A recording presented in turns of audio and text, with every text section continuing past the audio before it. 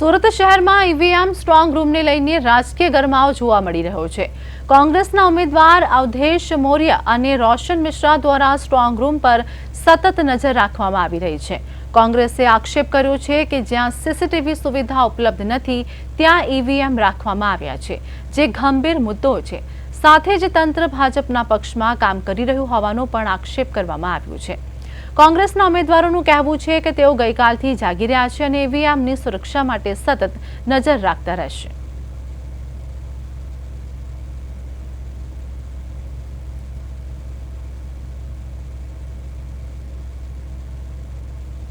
EVM अहीं आव्या छे त्यारथी अमे लोको अहींया छीए केम के अमे जे बिल्डिंग में स्ट्रोंग रूम बनाई गया है ते बिल्डिंग हालत पण सारी नहीं, एमां सीसीटीवी कैमरा नहीं।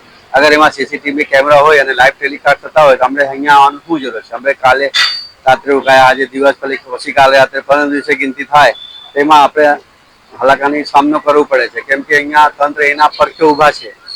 तंत्र अगर ईमानदारीथी काम करे तो अमे अहींया ऊभा थवानी शुं जरूर छे। अमे એટલા સવારથી તમે લોકો પણ આવ્યા છે, એક પણ બીજેપીને કેન્ડિડેટ અહીંયા ફરક્યા હોય તો